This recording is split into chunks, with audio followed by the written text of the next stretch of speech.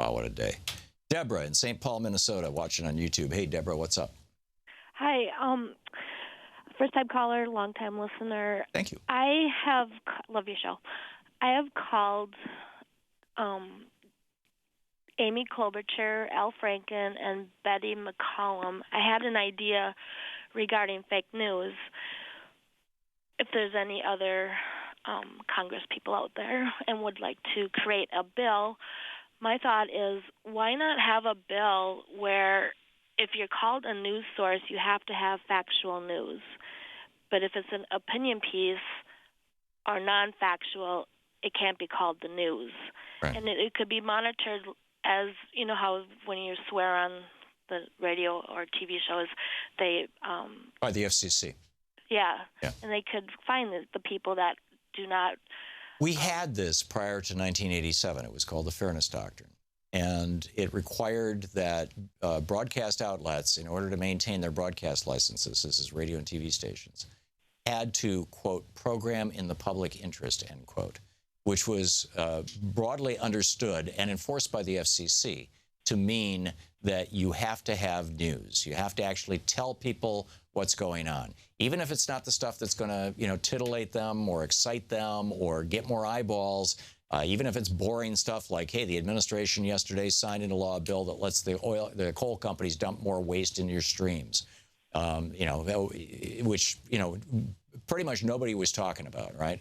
And in fact, they played Trump's, his signing ceremony where he said, this is going to create more jobs. Well, no, it's not going to create more jobs. Actually, keeping the waste out of the streams creates jobs because people have to process it and clean it up. But yeah, we used to have that, and it went away in 1987. I remember driving down the Autobahn in Germany in the summer of 1987, listening to American Forces Radio on the radio, and hearing them report that CBS News had just moved their news division under the purview of the Vice President for Entertainment. And I remember thinking, because that was 87, and I had been in the news from basically 1968, well, really 71 was when I stopped being a DJ and started doing news, until 1978. I did news for 7 years. And I understood how, you know, news was treated as a sacred trust, basically, by all the media because of the Fairness Doctrine. And Reagan stopped enforcing the Fairness Doctrine in 87, and President Obama took it off the books 2 years ago. So it's not even on the books anymore. But it hadn't been. Why would Obama do that? You'll have to ask him.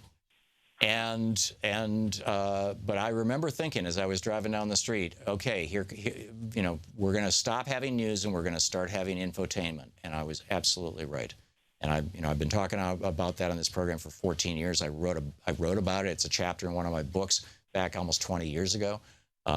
This is the problem that we have right now, is that we don't actually have news in the United States. Even NPR is now corporate funded and has no real obligation to actually tell the news, which is why they get people from Heritage Foundation, American Enterprise, all these right-wing think tanks on, while they're taking money from, you know, right-wing funders.